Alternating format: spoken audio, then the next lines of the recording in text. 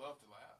I love to laugh too, but not when I'm trying to be serious. There's a place for it. It is a time and a place, and I think he did it at the right time. And he was at the right place.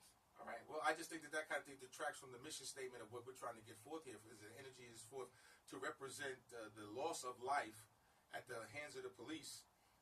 Ain't nobody smiling. Like that song said, nobody moved, nobody hurt. Ain't no joking going on up in here. But anyway, that's my thing. Let's get back to the protest. So as this is going on, and we looked at Metro, and I have to give them, especially some of the officers that I saw that were berated. I mean, don't get me wrong. I'm not anti-police. I'm pro-accountability. I always have been. But when we step over the line like that, in terms of, we're doing the same thing that they do to us to them. So, you know, and I mean, like I said, I saw the brother earlier, he had a dashiki, he was on purposeful news, and then all of a sudden he's yelling and screaming. Well, people are angry. Well, why are they angry? We're angry because we realize that from the Sandra Blands to the Mike Browns to the Eric Gardners to the Keith Childresses to the Philando Castillo, these individuals are getting killed by police, and the police are either one, getting off, or two, currently still working, or three, on paid leave. So you're angry, especially when you realize that it can be you. It could be your mother, it could be your brother, it could be your sister, your niece, your cousin, your uncle, so you're angry. And you don't know how to get that anger out. It's like you feel helpless. We feel like we can't do anything. We have no laws to really protect us. We feel helpless. We feel powerless. So your first nature is to use profanity, is to yell, is to scream. They're angry. Do you know, I mean, I appreciate your passion and I appreciate the anger. I tell you, I'm from an oppressed community too. You know, I tell you, I'm from New York. I talk about Amadou Diallo, the real deal stuff. Not saying it wasn't here or anything like that, but here we are. Y'all know about Emmett Till? Of course. So what's the difference between Emmett Till and Amadou Diallo and any of these other gentlemen? Now, what I'm trying to say is, historically, do you guys understand that this is the function of the police, or a lack of it? Well, for me, it's not just police. It's white supremacy. So that's the parent of this all. True. I'll give you that. Police are just doing their job. They're doing what they were told to do under the realm of white supremacy. And just a little bit quick about as far as the anger is concerned, a lot of times we be quick to judge those or ridicule those that are angry, but we don't get on those that started the anger. You know, so I say before we look at the crop, let's look at the tree that produced it.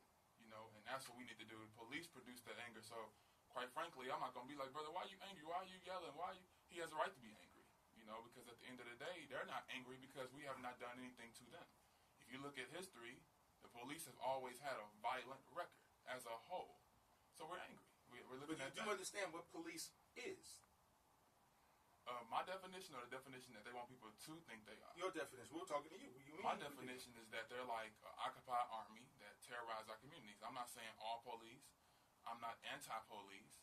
But police as a whole, they are the army that's supposed to keep us in control. That's I should rephrase it.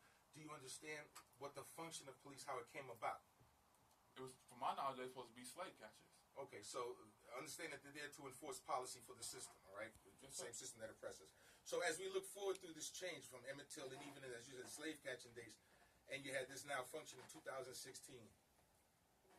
how did y'all push the ball forward?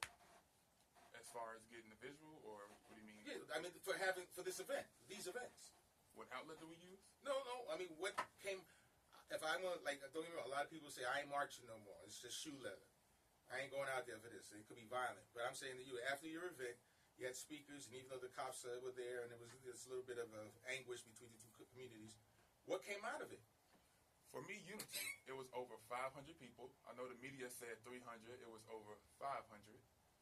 From not just black, it was the red man, white man, brown man, yellow man, all came to stand with the black man in solidarity.